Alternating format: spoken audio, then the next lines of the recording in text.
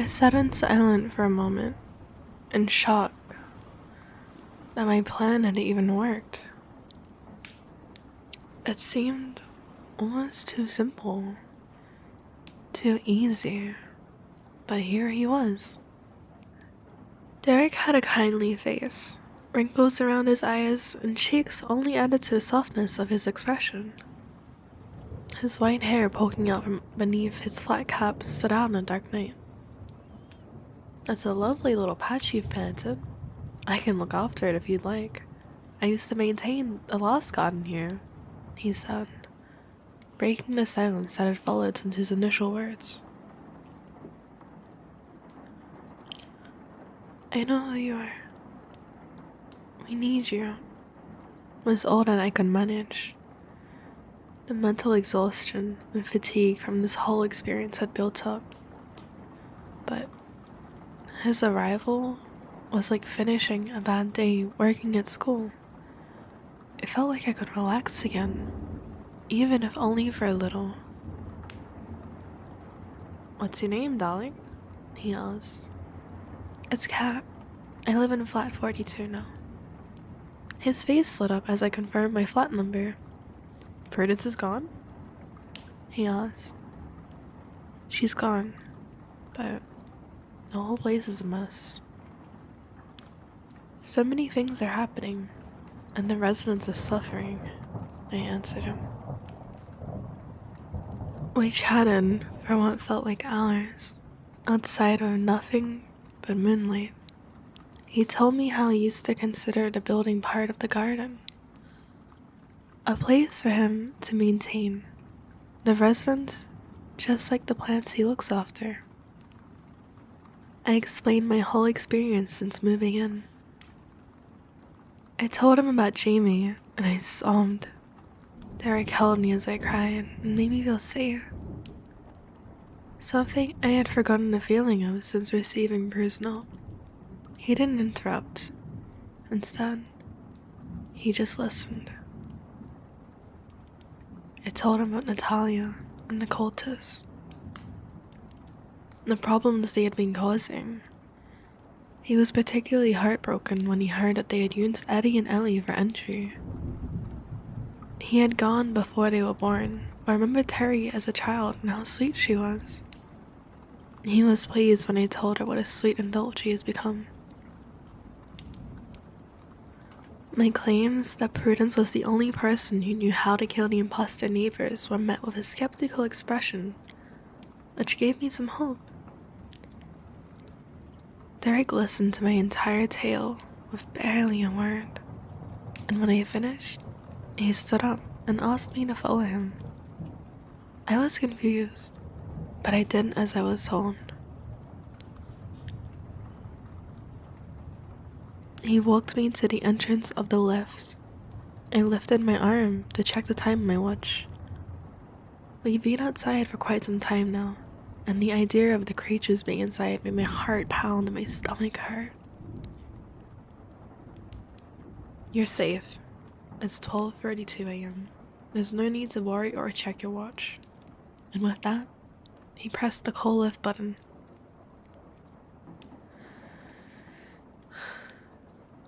Despite his insistence that I was safe, my stomach continued to do gymnastics. It felt like forever before the lift had finally made the clunking sound, and the one that meant it had reached the bottom. I felt my whole body violently shake as the doors opened. I honestly don't know what I expected to see.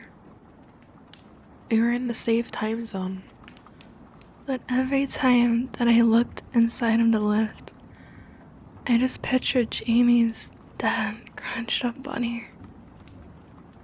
"Step inside," he said. "I can't. Please don't make me," I begged him. "I won't let anything happen to you, but you need to see something." There was such sincerity in his eyes as he spoke. I had never trusted someone so completely, so quickly. But every fiber of my being told me this man was entirely good. so I stepped inside of the lift. Derek stepped in behind me, placing a comforting hand on my shoulder as I hyperventilated. He gently turned to face the panel of the buttons that control where the lift stops. "What is wrong with this panel? Do you see it?" he asked cryptically. I studied the panel. I read all of the numbers, counting them, but I couldn't see anything wrong. I tried, and I tried, really, but nothing seemed out of place at all. Everything you expected to find was there, and nothing more.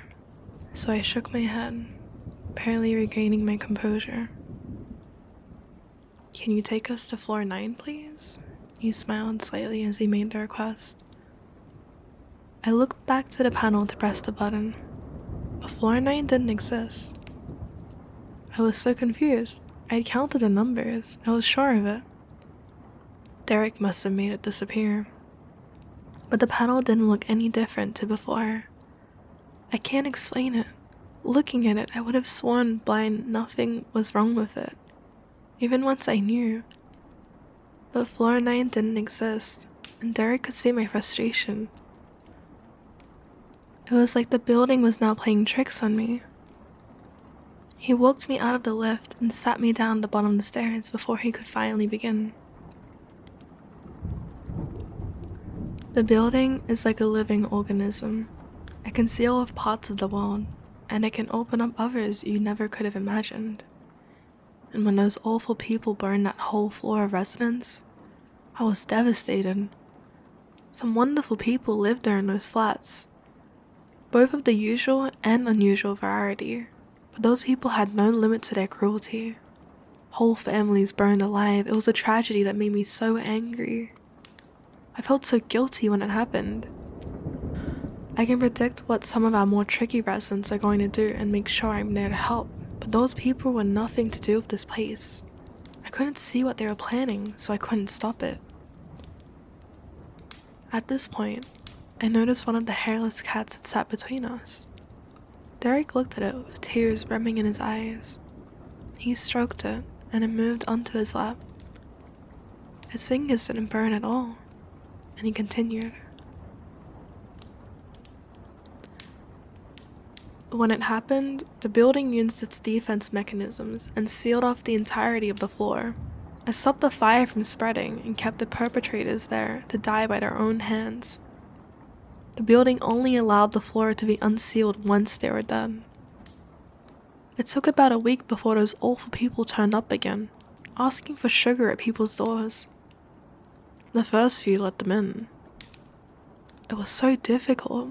So many residents burned alive that I was having to use their remains for my garden just to hide the dead. The entire community were terrified and grieving for those who died.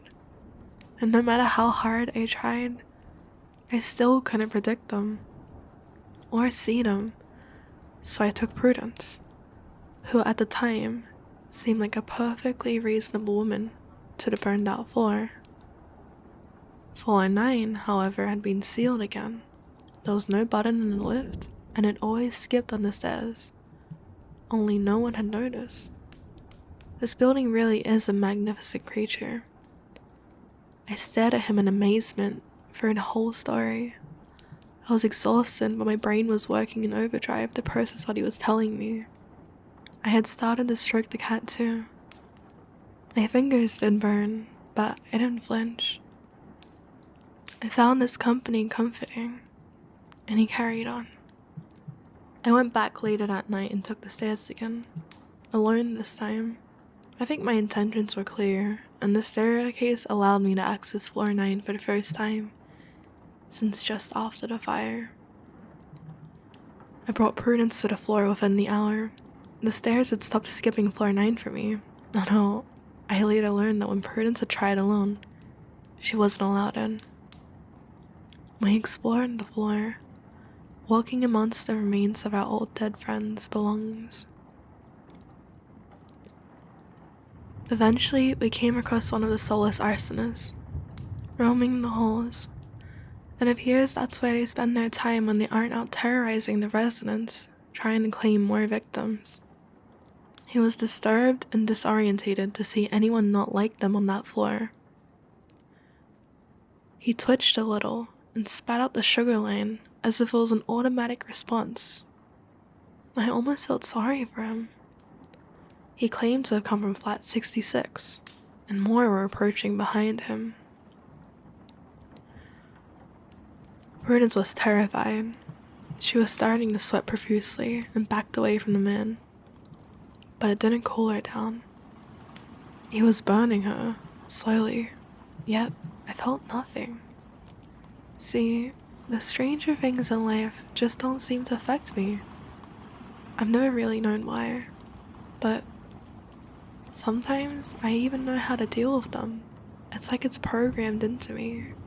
On this new playing field, in their domain, I knew what to do. I grabbed the man and I ran him down to flat 66, 4 doors from where we were standing. I threw him into the flat and I waited. The other arsonists were approaching. The man tried to exit the flat that was doorless. All the wooden doors had burned down to cinders in the fire. But as he reached the door, something had stopped him. He couldn't leave, no matter how hard he tried, or how much he screamed. Prudence lit up. She grabbed a hold of one that tried to kill her friend, Molly. She remembered the flat number she had claimed to be from and repeated my actions, with a lot more sweating and some winces of pain. It worked again. Prudence wanted to go after the rest, but as they got closer, I could see the blisters forming on parts of her body. I dragged her out of the hallway and back into the stairwell. We ran. She begged me to take her back. And the stairs wouldn't let her, that it was too dangerous. The residents had started to learn not to let them in, and we had no casualties at all after we trapped the first 2. Don't get me wrong, it's a problem I was intending to deal with, but it was around that time that we first met. We learned that the council would be building that monstrosity over the top of my garden. He gestures to the window that showed some on the neighboring tower block. This left me not at my best. My intuition was failing me when a few months after that I allowed Prudence and Molly to herd the creatures from lift 4 to floor 9. It's one of my biggest regrets. I should have never walked them up there. I didn't know she was going to burn them all. She didn't give me a chance to reason. I became mistrusting of everyone and distracted. Not long after I went away for a long while. So I guess the arsonists remained and now they're threatening you. Tomorrow, I will go. I'll fix this mess I left behind. I'm so sorry it's affected you so badly. I'd love to meet these twins. They sound incredibly brave. They are, I finally interrupted. And I want to be there tomorrow. I want to lock up Natalia away for good. I can't allow it. You'll be attacked. He cut me off entirely.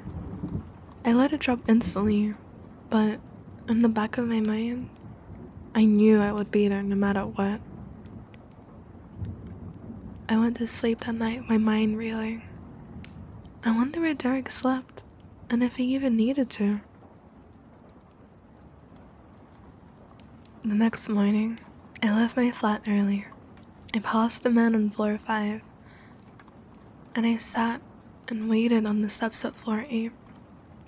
I tested it first, of course, and just like I anticipated, ascending any higher took me to floor 10 or 11, depending on if he hit a skip. So I returned to floor 8 and I waited. Derek hadn't indicated what time he was coming, but I was ready. I would wait all day and night if I had to, but luckily, I didn't. Derek was climbing the stairs at around 11 a.m. I had already been there for 3 hours, but it had been worth it. He looked particularly unimpressed to see me. His face still looked kind though, even with the sour expression.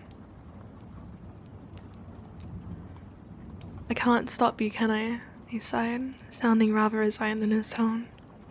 Not for anything. You have to promise to stay back. If your girl approaches you, you can do what you need to, but you have to stay back, he pleaded. I nodded and I stood up. We ascended the stairs, and for the very first time in my new life here, I saw a bang plastic sign saying 9. The floor that didn't exist. As we pushed through the door, it was like entering an entirely new world. Everything was black, burned to carbon. You could smell nothing but charcoal. Literally nothing but empty shells of homes and flakes of what used to be sentimental objects remained. It was devastating to witness.